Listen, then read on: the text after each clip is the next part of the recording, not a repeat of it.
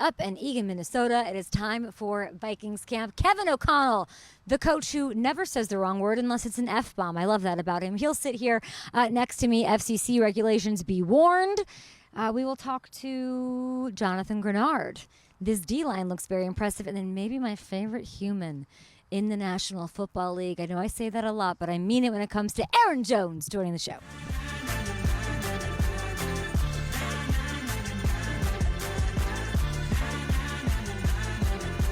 '24 Coach of the Year, Kein O'Connell. How are you? I have to warn you before you even say a word. This is the family show. Yeah. Cannot drop F-bombs on the Up and Adams program. How about program. that? First of all, it's great to see you. You too. Second of all, man, that was tough. I didn't even really, that's how bad it was. I didn't even know I did it in the moment. And then Jeff and John come up to me afterwards. Hey, just as a heads up, they may ask you about your language and the mic'd up. And that's what it's like during the game. Yeah. And you're watching it and you're seeing things in real time. And I knew we had an explosive play coming if we could just not have a legal procedure penalty is what we had. I had to tell you, if there was a draft of coaches that would never drop an F-bomb in general or on air, you'd be my number one overall. There we go. Well, so I can take that. I was delighted that happened. Did they not teach you this in broadcast boot camp with Nate Burleson back in the day? Come on. No, Nate said that's how you get ahead. In the broadcasting world, you got to be edgy. You got to be edgy, and you got to have that one moment that goes viral, and then you're home free from there. Yeah. But no, my mom. Luckily, my mom and dad were at the game, so I didn't. They didn't even realize it till days later. But and all my kids were at the game, so all positive from a standpoint of the initial shock and awe of that. Yeah, I was with Liam Cohen, your friend, a couple of weeks ago, and he reminded me that we met, the three of us. Yep. In a Starbucks line in Tampa. That's right. And I said, who out of that Shanahan tree hit you up first with the most grief after your Duval viral moment? He did not mention you. No. You're a good guy. No. So I have to ask you, who out of the Shanahan, Mike or Kyle, who out of that tree hit you up after that F-bomb quickest? Nobody has, actually. Nobody? Yeah, nobody has yet. But I'm sure they're all plotting. I'll hear about it at some point, probably in a group setting, maybe the league meetings next year. They'll have something for me for sure. I got to tell you, I hope that this F-bomb, I like how you're treating it because I don't want it to deter you from being mic'd up. You're my favorite mic'd up coach. Oh. You are. It is delightful. It's like you care about the player so much. It is so obvious. I would, if I had to pick one coach to be mic'd up every week, it really would be you. I'm not just saying that. The difference is the problem was I was not calling plays at the time. That's fair. If I'm calling plays, I would be much calmer, much more just chatting with the quarterback back and forth, but I wasn't calling plays, so I was losing my mind as it was, and then that happened. So, lesson learned. Understood. Coach, I was asking everybody, how's this camp, how's it going? Everyone says the same. Your consistency is, when I look at you and if I had to put a trait to it, you are consistent with wins, how you carry yourself, the team, all of that. Is there anything that feels a little unique to this camp? I just think, the one thing I told our team was, I've had messaging into every year, right? 2022, everything was new. We're building a culture. We're trying to establish some footing to build something special upon. We win 13 games that year, and then we come back the next year after that season in year one not ending the way we wanted. We come back and deal with a ton of adversity, injuries to Kirk, injuries to Justin, among many, many others. And I felt like I was most proud maybe of that year than any year I've been the head coach, because the culture we built in year one was solidified because the results weren't going our way. It wasn't the way you draw it up, but what they had built in year one on the heels and on the backs of all those victories we had and winning the division was solidified, because now I knew we didn't need the result to be the organization we want to be. And then last year was the year of, at this very time last year, nobody thought we would win 6-7 games maybe. And we talked about just ignoring all of that noise. And I know every coach says that, but sometimes you've got to mean it if you're going to try to build a mentality to just win one football game at a time. And all these cliches that add up to another and another and another. If the players feel you in an authentic way and you are consistent, I think that matters. And so this year it's been about putting it all together. I think everybody we acquired to add to our team is here for a reason. They understand what they're walking into here and understand that this is a great place to play, and being a Minnesota Viking means something. And they've been as advertised across the board, whether you're talking about Hargrave, Allen, even Donovan Jackson the Colts twins up front that we brought in, and Ryan Kelly and Will Fries, and then pairing Jordan Mason with Aaron Jones. You just have a bunch of guys who love football, love playing every single day, and they've built kind of a process throughout this training camp where we are an ascending team right now in my mind, but we're going to need to continue to grow every single day because we've got a heck of a challenge Monday Night Football week 1. Ascending after all those wins is tough to do to do for anybody. You've got a new quarterback, some changes. You've had a lot of new quarterbacks in your time here in Minnesota. I had to drive all the way here from Chicago. 6 hours I drove, stopped at the Quick Trip, whatever, because I want to see J.J. McCarthy, and you only showed him to me for one measly drive in the preseason. Yeah. Why is that?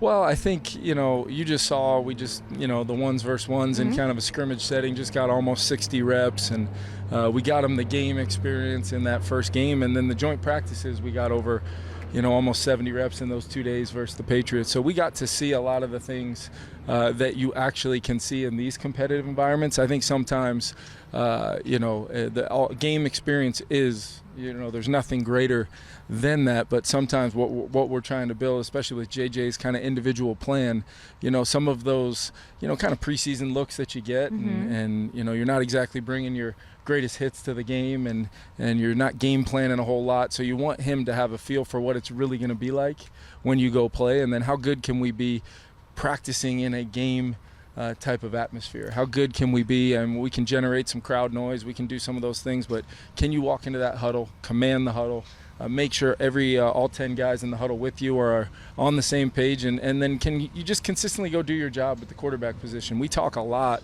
about quarterbacks in general, but it's amazing when you really peel it back how many times if guys just go out there and take the right footwork, have their eyes in the right spots, try to take equity of completions and then take the big ones when they're there.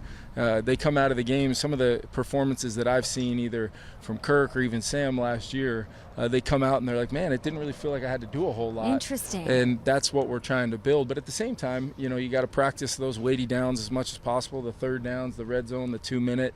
And you got to have as many game situations. And I'll tell you what, there's not a better defense to go against every single day than the one we go against, both schematically and then personnel-wise. I mean, that's a very, very tough group to practice against every day.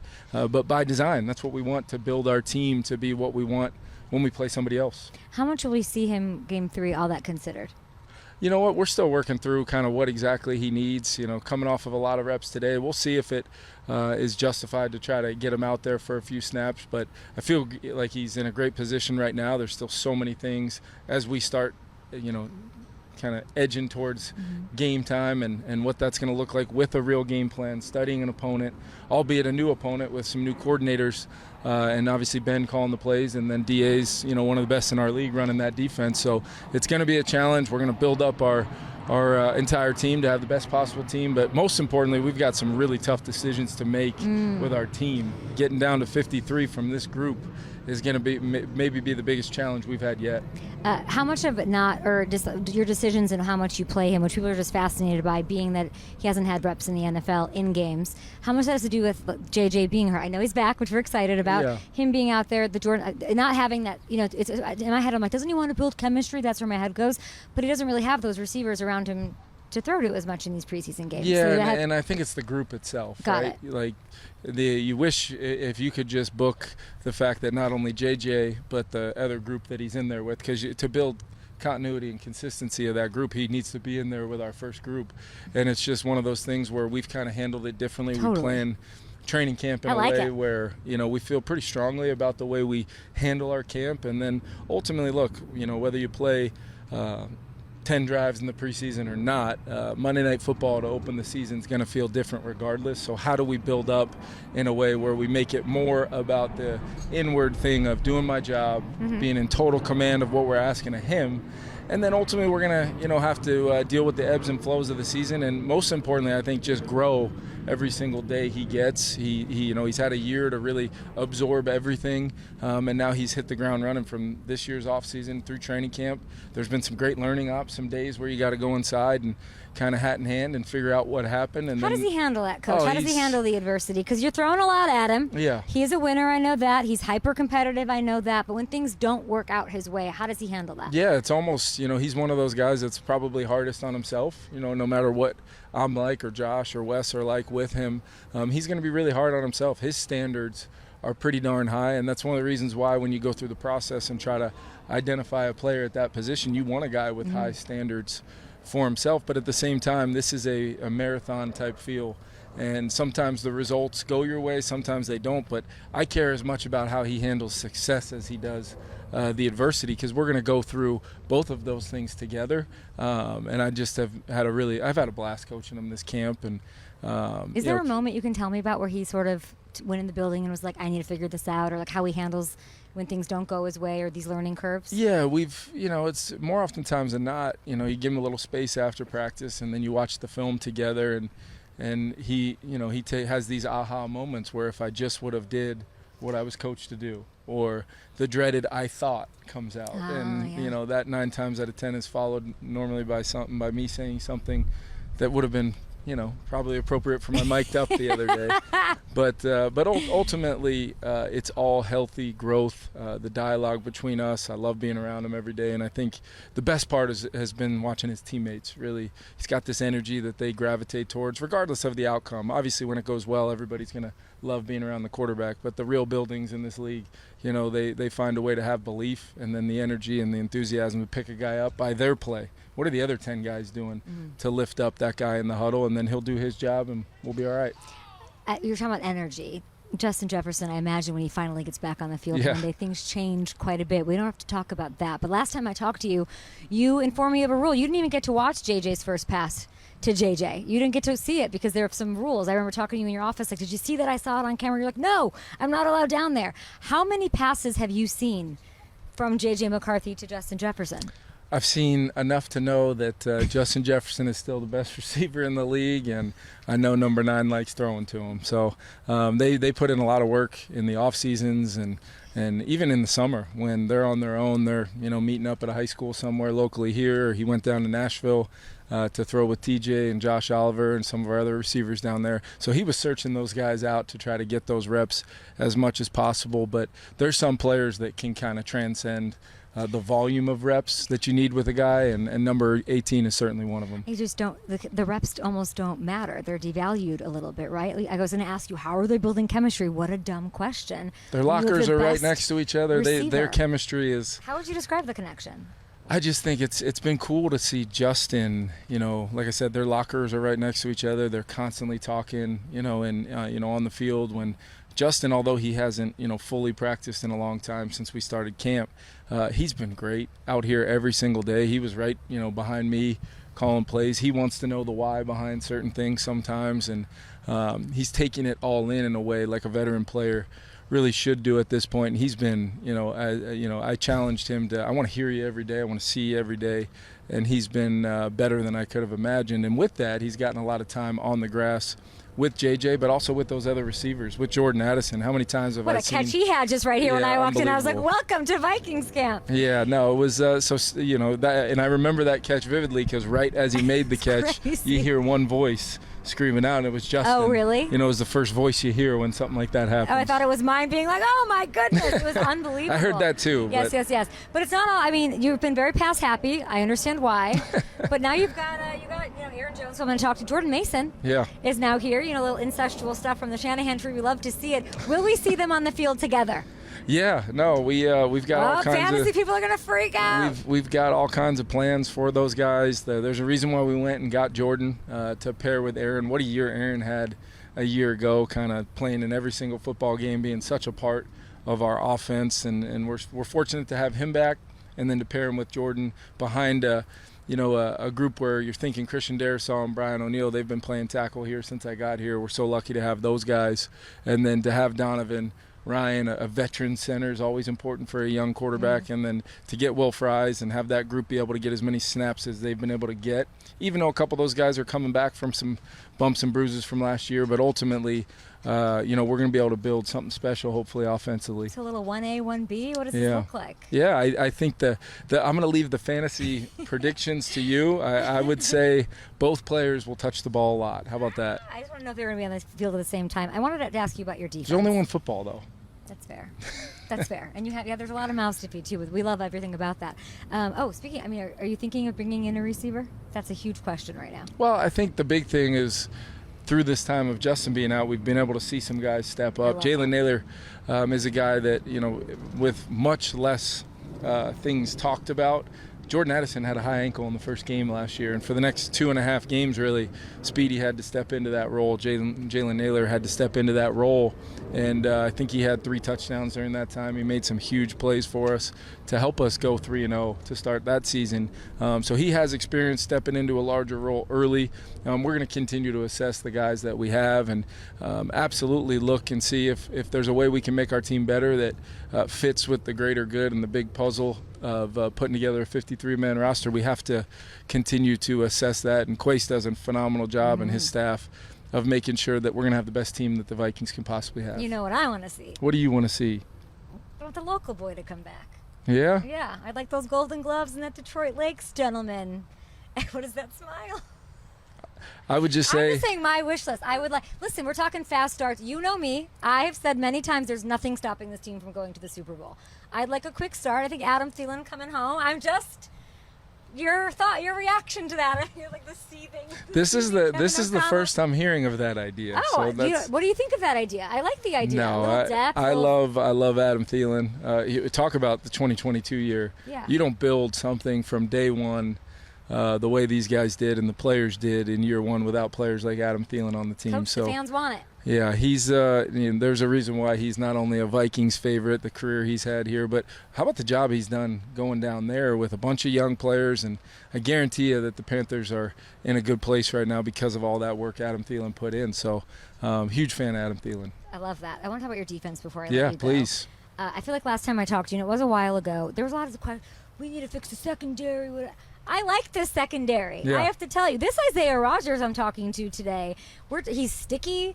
I think he's going to be battling it out with newly paid Byron for best corner in this division, maybe. Can you just talk about your confidence in your secondary? Yeah, I think, Isaiah Rodgers falls under the category of, since I've coached with Brian Flores, there's normally, 1, 2, 3 free agents a year that maybe aren't the guys that everybody's talking about, and he identifies them early and says that guy is going to be this year's version of this.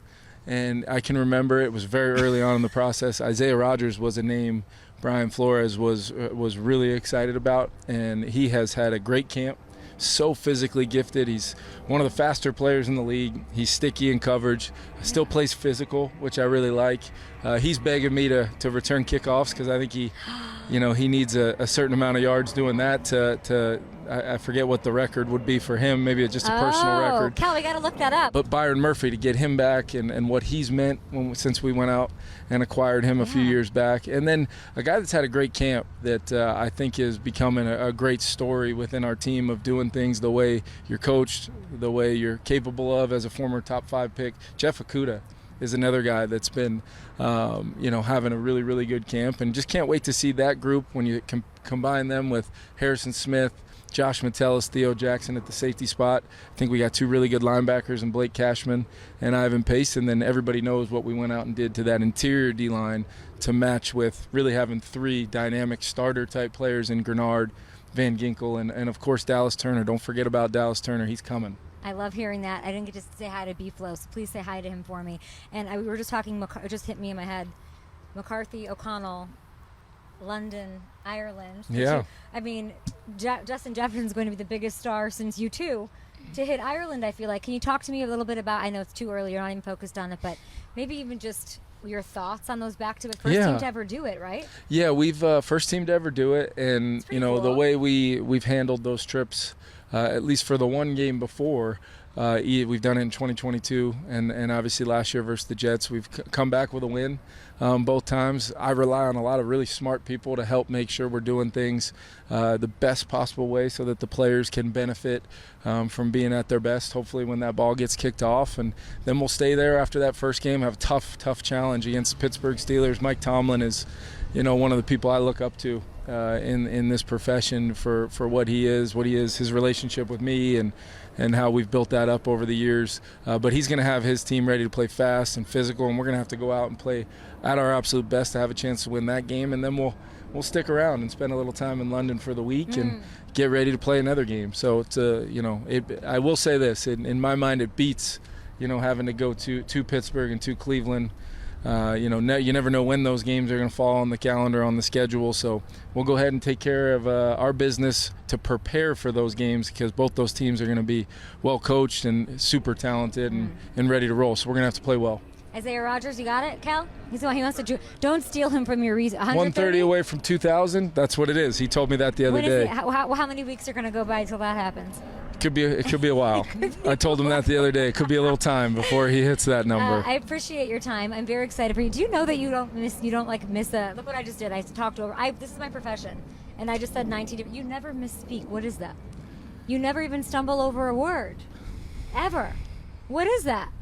Now I'm going to misspeak and stumble. You're trying to draw. I'm not. I actually think it's insane that you don't have. I would absolutely love to thank Nate Burleson. So the group I was with, I know for sure I was with Nate Burleson and Mike Robinson, That's who amazing. both have. And here I am as a guy with 12 career pass attempts, in a circle with these two guys, two now legends in the profession, and here I am. Maybe I didn't stumble over my words, but they certainly had a lot more success doing it than I did, because I'm here and they're there. But 2024 Coach of the Year, future Super Bowl champion, consistency, wins, double digits, it's all happening for you. Coach, I appreciate you. Thank you so much for hanging out. Appreciate you making the trip to come out and spend the day with us. Let's do it. Coach of the Year, F-Bomb of the Year, Quarterback of the Year, Division of the Year. I don't know what's going to happen, but I'm excited about it. Big thanks to KOC for hanging out. And after this, let's talk a little defense. Jonathan Greenard, a complete and unselfish D lineman off the edge, coming to a Up and Adams near you. Also, Aaron Jones on the show, one of my faves. Yes, my voice changed, but I know him. I've never met Jonathan, so there. Yes, he had over 1,500 yards yesterday, but more importantly, he's one of my favorite humans in the NFL forever. And I don't care what jersey he's wearing or where he's wearing or where he's racking up those yards. Aaron Jones, it's great to see you. How are you? How was camp today? I'm doing great. Camp was great. We had a little scrimmage today, mocking similar to a game where you have some longer drives. You have the special teams coming on, and you never know. You always got to be ready, so all hands on deck, but it was a great day. Okay, I know you're feeling good, feeling healthy, you've got a little help in the backfield. We're going to get in that. But if you could describe, and you've been to many camps, different quarterbacks, different coaches, Kevin is so consistent. It's just the same thing all the time. What has been a little different? I would say I just feel like we're kind of clicking. Kind of came back, and it wasn't like, okay, we got to try to figure this out. It was everybody had been here throughout OTA, so it's like kind of hit the ground running. Even day one, offense and defense, was very competitive, and that's been all throughout camp. So I would say that's probably been the biggest difference. Just you had some guys coming in last year where they're trying to learn the offense. Me, Sam, some other guys up front coming in trying to learn the offense. This year we've had everybody there, OTAs, pretty much 100% attendance. So it made it easy to come out here and just be able to kind of just play ball. It was like riding a bike. But we have not seen J.J. McCarthy in preseason games. So I want you to take me onto this field and what is clicking for him. Limited reps in game action, but Kevin doesn't like that. A lot of the best coaches in the league don't. How has it been building chemistry and seeing him sort of evolve after watching him carry himself so well around the building last year as he's got to sit back and develop a little bit? It's been great just getting to see how he is under center or even in the huddle or in the meeting rooms. How is he? He's a joy to be around. He's a funny guy. He makes sly comments, sly jokes. Okay. If you say something slick to him, he'll shoot it right back to you. But he's different up here. He's very smart. He's very, very determined. And he's very hungry. So you see him in meetings asking those questions, like trying to get a deeper understanding. When the next person might be like, "All right, I got it. I got the play down," but he's trying to get the full concept. All right, what are we trying to achieve on this play? Like, I get that we're running this concept over here, and this is my throw, but why is that my throw? I don't get it. I could never with this offense. So this is like taking AP chemistry instead of like the basic stuff from freshman year. This offense is crazy. It definitely is. Whoever said like jocks are dumb or whatever. Yeah, That's not true, because this is this offense, or pretty much any offense in the league, is like learning a new language. Like, okay, how complicated is this one compared to all the other ones you've seen been around? This is pretty complicated. It has an offense built within an offense, then another offense. So just like you have signals where you're just using, you have numbers that you may be using. It's a lot that goes into it, but it's no wonder why KO is one of the best play callers, because he puts so much time into it, and he brings in guys who care about the game and who want to be better, want to get better, so they take that time to actually learn it as well. He's so great, and he's so consistent. I know, right? Why does "I love him" fly right out of your mouth? Why? I love him. Why? I guess because he loves us. They say energy is reciprocated, and all he does is love on us. He, like you said, is consistent. He's the same person every day. He listens to us, and like I said, at the end of the day, he cares about us. If something's going on, he has an open door. We can go straight to him, or if we want to know something, or just want to tell him a joke. He's so down to earth, and I think it's part of it because he's played and been at this level, so he gets it. Does he ever go out there and throw the ball? He will throw the ball here and there, yes, especially in season. We get down in the red zone and we have everybody going all at once, and you may have 3 quarterbacks, but you have 5 guys going. So he'll get out there and throw it. And how's his arm looking? He can sling it. No, he can sling really? it. He can sling it. Okay, KOC, he coach can definitely sling it. Get in there. I love that. I just, whenever I see these, I don't know him very well, but when I see these mic'd up moments, I was just telling him, I'm like, oh my gosh, it's like cue the Disney music, I'm crying. It's like cue the Adele, I'm crying with how much, and it's about love. It really is. And then he's also like a maniac with the play calling, which we love to see. How much are you in his office? Or why don't you just tell the camera now that you want more running involved? Because I hear that there's a little bit more emphasis on potentially a little 1-2 punch. I stay out of the coach's office. When my number's called, I'm ready. But no, I stay out of the coach's office. I show up to meetings and where I'm supposed to be, but I try to stay away from there. How's Jordan coming along? What can you say about him? He's coming along really? great. I'm excited to have him here, have a running mate in him, and Todd Chandler's going to be ready as well. But Jordan, he's different. You've seen it when his time in San Francisco. He's a hard guy to tackle. He's a bigger back, and I think people kind of sleep on his home run threat ability. He has that ability, and we saw it week 2 here when he played against us, and so definitely excited to have him. And then he fits right into the room. He came in and is like he's been here for a while. We do things together. His son just had a birthday party we were all at. We had running back game night, so we're doing things that we hadn't really done before, and we're all incorporating each other, and it's a lot of fun.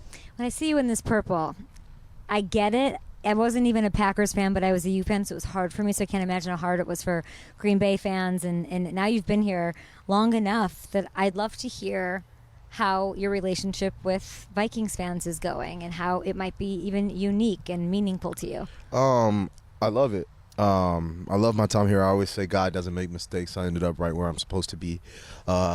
The fans here have been amazing. They welcome me in, and they told me even when you played on the other side, you're the one guy that we would root for because you're a good person. So that means a lot. And even vice versa now, I still have some of the Green Bay fans who are like, hey, we cheer for you. Yeah. But it's very unique. It's very like you transcend sort of the logic or the illogic. It's kind of crazy to fans. see. It's crazy to see. Not but really, because you are a good I human. definitely feel the love and is definitely appreciated. Do you feel the numbers? Because let me hit you with these. First of all, I can't believe this is year 9 for you. Is that true?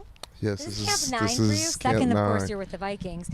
Okay, let's put it into perspective how explosive you are, Aaron Jones, and complete. What a complete player you've been in this league. I like that, complete. Yeah, do you like that more than explosive? Why? Why is that a bigger compliment? And it's true. I think because when you get up there, like the conversation about the best backs or best players, you can't just do one thing great. You have to be able to do all things across the board, great or good, to make you a complete back, or to me the number 1 back or number 2 or in that top 10. So that's why I say that. Okay, let's hear some of these numbers now. You need 438 scrimmage yards until what? Do you know? Ooh, 438 scrimmage yards. Is it to reach like 9,000 maybe? 10. 10. Oh. If you get I was shooting too low. when you get 438, you become the 3rd player in NFL history to hit 10,000 yards and 70 touchdowns while also averaging 4.9 yards per carry. That, to me, means that you're a complete player. You just talked about how important that is to you. Do you know who the other running backs are? Jim Brown. You know who it is. Interdivision? Walter Payton. No, it's Barry. Barry Sanders. You would be 3rd after talking about 2 of the greatest, 2 of the most complete, most dynamic. I think that's amazing. What do you think? I know that you're focused on a Super Bowl. I know. I But agree. isn't that pretty amazing? I agree. It's pretty amazing. I'm a little mad at that yards per carry. I was 4.9? sitting at 5.0, so I got to get that one back up there. Well, yeah. What happened? That's so terrible. Just a little slippage, but it's coming right back up. Gonna be back at 5.1 watch. Yeah, I have high expectations for this team. Oh. Okay, I'd like to know. Last year was special. This team has to be a little more. What area should give me the most confidence that has improved and is extra special that can take you guys there? Because you were right there. I feel like it was really when you say the games are won on both sides of the ball, up front on the O-line and D-line. New O-line, tell me. New D-line too. Those guys, they wreak havoc.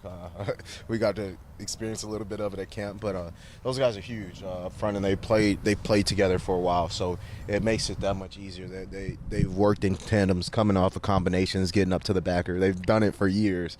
And so they've been a big add. And then our rookie left guard, Donovan, he's been a huge grab as well. First rounder. And he's came in seamlessly. Like, he's been playing here for a minute. And then, like I said, Will Fries, Ryan Kelly, these are the Colts guys.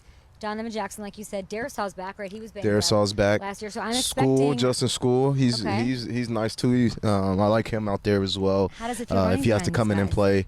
I love it. They get the defense loses me behind them. They're so big, and I'm squatting down, moving, trying to find a lane. The defense can lose me at times, but when ultimately they're winning the line of scrimmage, and that's what it takes in this league. And so I'm excited to get after it and have another career year.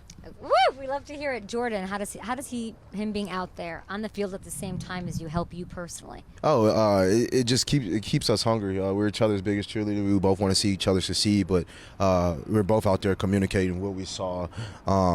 And then when we get to take a snap together on the field, we're like, hey, let's cherish these moments. Let's make the most out of it. Ball comes to you, or ball comes to me. Like, let's go make a play so we can keep calling this personnel. I love that. I want to ask you one thing. You said something about JJ that I just have to go back to. You said that he has Aaron Rodgers IQ. Mm-hmm. Tell me more. He's just smart. The way he studies the game. It would be things like, I come in my rookie year, and A-Rod would be like, oh, the blitz is coming from here, or kind of how like Cam Newton did, like when Clay Matthews at one time, and he was like, oh, he's doing this. At the line, at the line. Like, watch this. A-Rod would be able to do that, and he'd help me out Aaron so did that much. Regularly, right? So much, and he'd help me out so much my first 2 years in pass protection. Like, hey, this guy's coming. If he doesn't come, then this guy's coming. How old was Aaron then? He was not he had taken NFL snaps before. Yeah, he had. We're talking about J.J. McCarthy, who's never had real live action in the NFL. And you're comparing his IQ to Aaron. That is no small thing. And then the way he goes about himself, their preparation, the way they treat people. So but it all stems from up here, and that drive, and you can see it when you step on the field. And he's a winner. And he's a winner. Congratulations to you on all of your success. Good luck for that career year. Thank you. Enjoy your trips back to Lambeau, of course, and we will see you hopefully in the Bay Area. Yes, ma'am. Coming to you soon. Thank you. Thank you. Jonathan Greenard, please don't break my chair. I can't do that. Nah, can't do that. I ain't paying for nothing. You can't do that because then everyone's going to yell at me. I'm going to get in trouble. I don't want, Plessy to sue me. I'm just going to get a bill in there, and I'm just not trying to do that. Just don't forward it to me. It is great to see you Likewise. Smiling after training camp, after man. back-to-back 12-sack seasons, Got to. being voted a top 50 player by your peers. I appreciate it. Let's go. How does that feel? It feels great. I mean, just trying to build off of last year. I mean, obviously, it is what it is, what we did there, but I'm always just trying to build up to the next thing. And like you see, I'm smiling. I mean, I just made it through another training camp healthy. So, I mean, at this point, man, that's all I can ask for and be blessed that I'm even standing here healthy as ever, no bumps and bruises. So I'm excited. Aaron Jones said, I said, why should we have faith in this team being extra special, more special, which is hard to do, right? 100%. You're a crazy, great team last year. 100%. Just fell just short. What's the reason? He goes, where it matters, offensive line team. But he didn't. He talked about the D-line first, and he said y'all are giving him trouble. What 100%. is that? I think ultimately, like that's our job. We kind of take that, that chip on our shoulder as a D-line, outside backers in general as a whole. I said it before. I was talking to somebody yesterday. We don't want the ball to get to the linebackers or to the safeties. So we try to pride ourselves on making every single play at the line of scrimmage, whether we're getting a sack, TFL, or just stopping the run in general for a minimal gain. That's our mindset every time we step out on the field. So we don't just go out there just to be out there. We're trying to ball and dominate every time we step out there. Jonathan, what is the best compliment you can give a Jonathan Greenard? That everybody like me. More so, and it's kind of weird, knowing me, because I really don't care. You destroy quarterbacks you're literally like the last thing quarterbacks see when they fall asleep. I knew I was going Or there. they stay up thinking about you because they can't sleep because you just want to be liked. Which quarterback likes you the most? I would say ours, number 9, JJ McCarthy. Yeah. Anytime, honestly, I personally don't care. Even though I said it's kind of redundant. But I definitely like that. I mean, for anybody to be able to pull me to the side and I can be that brother, to talk to, a shoulder to cry on, shoulder to lean on, somebody to talk to. That's what matters most to me, to the people that matter to me, is that I hope I'm liked and I hope I'm loved the same way that I kind of look at those guys. But yeah, I hope our quarterbacks love me. But definitely going to be getting real acquainted with a lot of them soon. You mentioned J.J. McCarthy. I know dog. a lot of things about him, but I'm not out there. And Coach isn't showing anything in the preseason, as we know. Take me into your first impression of him on the field. Yeah. Not last year. I'm talking, let's just say the first impression when you guys finally get on the field together. Nah, I think just how he is in person, just every day in the locker room. Not what I asked, Jonathan. No. Literally, listen, and it's a build up to it. Okay. I'm just super excited just because of the guy that he is throughout every single thing. I've seen him literally starting last year, from dealing with the injuries and everything.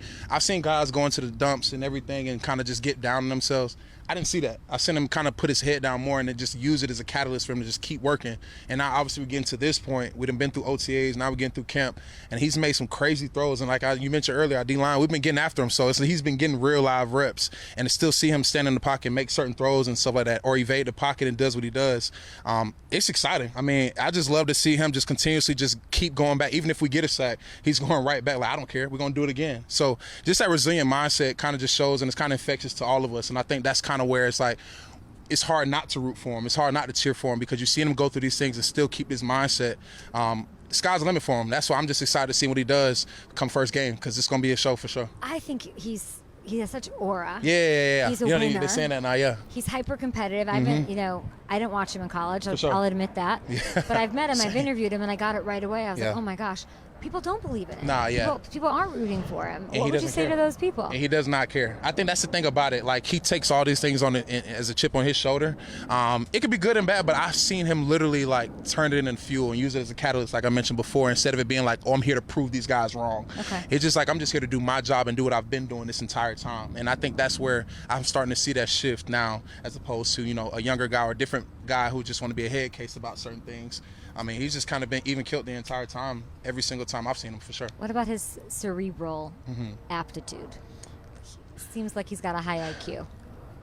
A guy, you don't want to give him too much credit, because you kind of make him feel like he know everything. Then tell me, but for a guy like him, though, he definitely has a very, very high IQ for the game. Just like how certain stuff we give certain looks, nobody's seen these looks before. But the fact that he's picking it up on the fly, making a check and certain things like that, I'm excited, man. It's hard for me to keep trying to put stuff out there to kind of give the fans a little bit of because you guys are trying to keep this man a secret. I wouldn't say a secret. And it's not a great kept secret, in my opinion. I'll ask you this. Talk to this me. defense is no joke. Talk to me. B-Flow is no joke. Yeah. I want you to take me to the very first time that he dials up a blitz.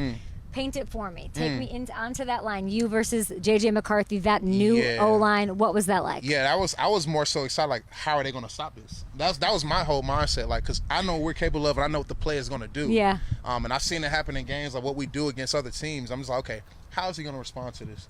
And perfect example, obviously I know it's not the first one, but even today, I mean, he just caught one day and literally I'm like, what is he going to do? And somehow he still make the play. And I'm just like, okay. What was the play? It was the same play you're mentioning. I blitzed. We just blitzed him. And somehow he still managed to make a play. I'm just sitting there. I had to tip my hat to him. I mean, because most times, obviously, we're D-linemen. We think everything is a sack. But on that play, he definitely got around there. And I was like, okay, he might have got a little speed on you now. So I definitely need to get on my conditioning and my sprints. But he's going to be a dog. Good. No, he's a dog. You're coming off a Pro Bowl season. Congratulations to you on that. Listen, you're so dominant against the run, against the pass, both. But you've been really vocal about wanting to get better, right? Wanting to learn, build your game is what you call it, right? For sure. So this I've heard from you really since last season ended not the way that you wanted to. What is one way that you've really focused, one specific thing that you've grown in since the start of camp? Or honed in on to build that game? Yeah, I think for sure just making sure that, like, if I make a play on the first time, why not do it every play? Okay. I think that, obviously staying within the scheme and not just trying to make plays while jumping out of your gap and doing X, Y, Z, but how can you consistently affect the game? How can you consistently dominate the person in front of you or make the play? Because they can find anybody to just do your job. How do you do it? But the simple fact of you can do your job, but then go make the play. So if I'm sitting out there setting an edge or something like that, I can easily get off the block and still go make a play. Who knows? That running back might still be up. I might go in and get a punch the ball out when he's not looking. So just trying to just be more consistently effective every play is kind of something that makes greats the great ones. I think also what makes you one of the great ones is something that Brian Flores has said about you, which says that you're unselfish. And I think that's hard to do. 100%. I think it's amazing. And you're a complete edge player. Look at these numbers. You and Myles Garrett, the only two players in the NFL last year with 50-plus pressures, 10-plus sacks, 25-plus run stops, and 10-plus run stuffs. That is the mark of what? Love. A complete edge. Yeah, I was about to say that's kind of what they give you the big bucks for. But you don't chase the play. Nah. You don't chase it, it's going to come to you, and I think that's where if that's what you're alluding to, it always comes to you. My issue early on was trying to make the play all the time, and that can just make you play out of the scheme. You're playing it for the wrong reasons, and even affect somebody else's job because I'm just out there freelancing. Outside of wins, when I see you making plays this season, when will I know you're most proud of yourself? Or what you're excited? Because I'm looking at this like, I mean, listen, you got Defensive Player of the Year votes. Yeah. Okay? Top 5 in sacks, TFLs, pressures, hurries, forced fumbles. That is a lot of accomplishments. What is the one that you're most proud of when it happens on the field? As far as the play, I mean, the strip sack is, like I said, that's the best feeling. Who's your favorite to do that to? What's any division your favorite opponent. one? Any division of any. Just name them. Oh yeah, I can you say that. Who's number one? Yeah, Love. J-Love. Why J-Love? I mean, it's just our division rival. I mean, you got Caleb Williams and Jared Goff. I feel like they all got it equally. I mean, honestly, it's just that division. And I didn't learn, obviously, how strong the division rival was, obviously, until I got here last year. And I understand it, We don't like them. They don't like us. So it's pretty well known out there. Your whole front seven, I'm looking at the roster right now. It actually is insane. Coach made a mention of, obviously, Dallas Turner. For sure. A first rounder. He looks really great. What does he pick? Is he in your pocket? What is he asking? Yeah, I think to answer your question beforehand about like what gets me excited, I get excited when my other guys like that make the plays. Just being real, because, I feel like I know a good bit of football, good things of being in this game now. And whenever I can just shed that knowledge to him and he picks up on it that fast, or another guy picks up on it, just something that I told them that's going to happen, I get super excited because, like, brother, you just made this within your first year or second year. I didn't figure this out to going into my 6th year. You know what I'm saying? So anytime I'm able to spread knowledge like that and let them and like see them make the play and it comes to fruition, I mean, that's literally the best feeling. Like when he got his first sack last year, I mean. You remember his first sack last year. 100%. Yeah, I mean, it was Giants game, but. I want to put you in my pocket, Jonathan, and take you around with me. You're an amazing teammate. Nah, that's like I don't like say I'm the baby in my family, so I don't really I never had a little brother, but those guys like that. You being a baby at anything is hilarious to think about. I really think you're like 3 seconds from breaking this chair. Okay, let's talk more about this front seven because it is scary, and you have Hargrave and you have Dallas, like we just talked about. You add Jonathan Allen, Ben Ginkel, sorry. You added Jonathan Allen. You added Javon. Is this the best front in the league? We can be this year. I like us. I don't see why not. I honestly feel like when we're all on the same page, I feel like we can be that number one group. In my opinion, I feel like that's how we practice. That's how we kind of carry ourselves when we walk around the building or just in general. We know we're going to get everybody's best. So we just make sure that, listen, if they're going to be giving their best, then good luck for whoever we got in front of us. Last one for you. Oh, whoever you have in front of you. Do you know who you have in front of you week 10? No. Who I got? Who do you think I want to ask? What date is that? You don't know? I don't know. All right, if you gave me a day, I probably would have known. Lamar Jackson, your old college teammate. Oh, yeah. You faced him once before. Tired I'm of sure seeing him. if you remember a first sack from a player that isn't named you last year, you remember 2 years ago facing him. For sure. You sacked him. Yeah. You also really kept him from doing his thing. Yeah. You kept him from doing his thing. Yeah. How fun are those battles? It's with always him? fun because, like, you got to kind of, like, tone it down because you don't want to be like, I'm not joking. Like, I literally was laughing. We both were laughing mid-play when I tackled him, when I sacked him. Like, it's just funny because I never got a chance to do it too much in college. You never could touch him in practice. Like, I think he was only live for one practice in college, I think our freshman year, and he took it about 70, 80 yards, and that was the last time he was live. And they were like, okay, this is our guy. So at that point, it was hands off. But seeing him doing that, the same stuff he did in college, now in the league, and getting to play against him now, we kind of look at each other at times like, bro, look at us. Like, we really made it at this point. How's it going to go week 10? Oh, man, I'm looking for a dub. I'm tell you that. He got to come here. I mean, he know it's all love, but he know how it is whenever we line up across each other. He going to be trying to call my name out, talking trash, trying to get my head out the game. What did he say 2 years ago? He's always, like, calling my name out. Like, JG, you want to make that play? Where you at, JG? Just making a little small talk.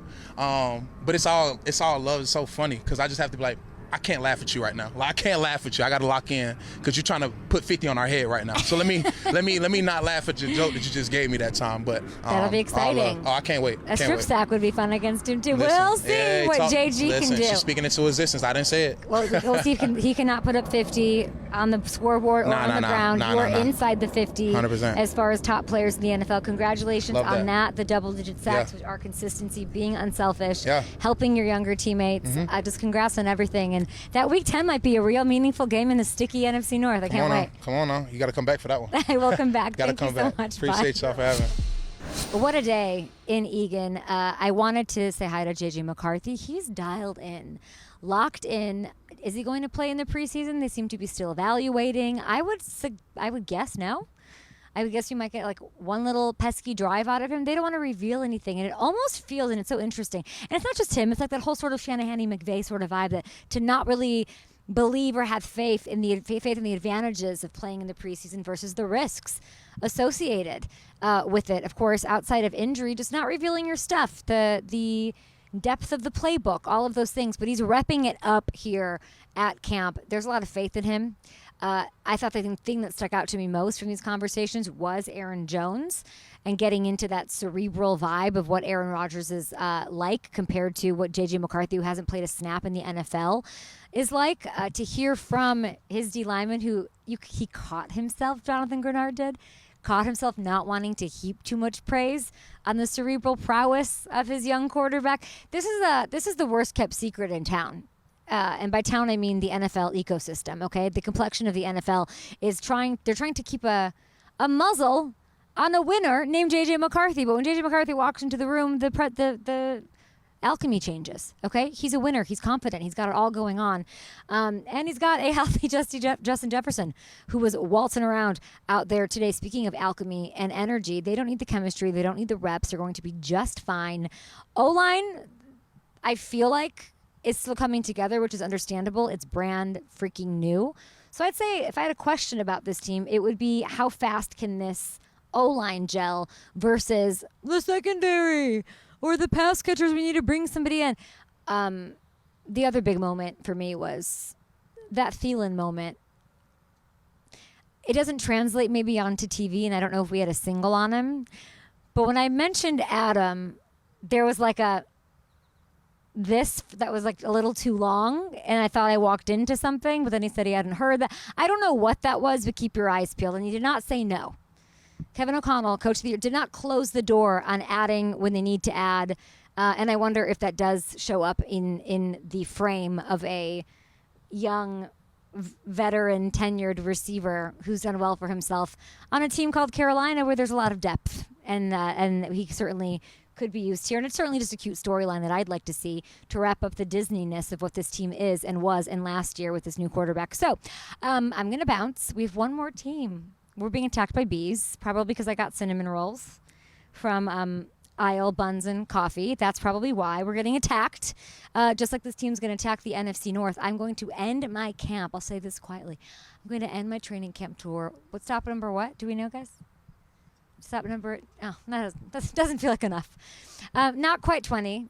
We're going to end it with joint practices between the Seahawks and the Packers in Green Bay. Matt LaFleur, Jordan Love will be on the show. We love talking to the head coach and the quarterback, and we'll do that to wrap it up for 2025. Bye.